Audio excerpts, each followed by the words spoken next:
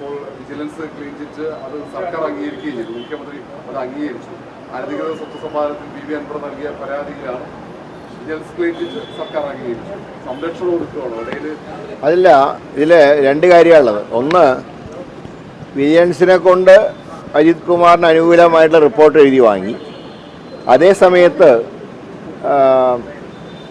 വിജയനെതിരെ അദ്ദേഹത്തിന് സ്വർണ്ണക്കടത്തിൽ പങ്കുണ്ട് എന്ന് വ്യാജ റിപ്പോർട്ട് നൽകിയതുകൊണ്ട് എം.ആർ. അജിത് കുമാറിനെതിരെ നടപടി സ്വീകരിക്കണം എന്ന് DGP ആവശ്യപ്പെട്ടിട്ട് പോലും ആ ഫയൽ പൂഴ്ത്തി. ഒരു ഫയൽ മാത്രം പൊക്കിയെടുത്ത് അത് എം.ആർ. അജിത് കുമാർ അനുകൂലമായിട്ട് വിജിലൻസിനെ കൊണ്ട് റിപ്പോർട്ട് എഴുതി വാങ്ങി. സ്വന്തം DGP എതിരായിട്ട് റിപ്പോർട്ട് കൊടുത്തിട്ട് പോലും ആ റിപ്പോർട്ട് പരിഗണിക്കുന്നില്ല. അതായത് BJPയുമായിട്ടുള്ള പാലം പണിയുന്ന അജിത് കുമാറിനെ എന്ത് വില കൊടുത്തും പ്രൊട്ടക്റ്റ് ചെയ്യും എന്നുള്ള സ്റ്റാൻഡാണ് പിണറായി വിജയൻ സ്വീകരിച്ചിട്ടുള്ളത്. അതിൻ്റെ ഏറ്റവും വലിയ ഉദാഹരണമാണ് ഈ ഒരേ കാര്യത്തിൽ തന്നെ എടുത്ത ഇരട്ട സ്റ്റാൻഡ് എന്ന് പറയും.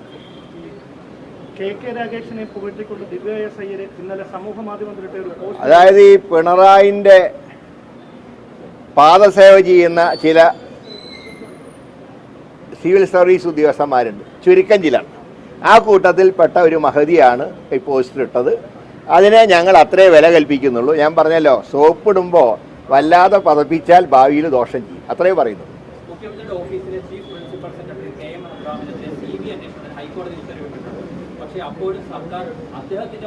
അതായത് പിണറായി വിജയൻ ഇഷ്ടപ്പെട്ടവർ ഏത് കോടതി കുറ്റക്കാരനാണെന്ന് പറഞ്ഞാലും അവരെ എന്ത് വില കൊടുത്ത് അദ്ദേഹം സംരക്ഷിക്കും.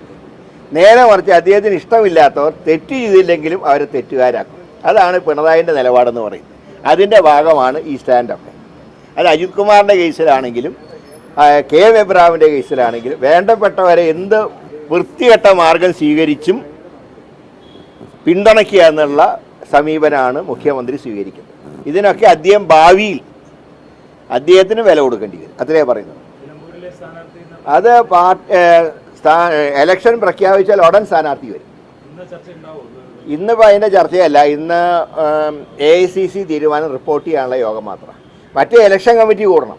ഇലക്ഷൻ കമ്മിറ്റി കൂടി ഞങ്ങളത് സിംഗിൾ പേര് മിനിറ്റുകൾക്കകം പ്രഖ്യാപിക്കും.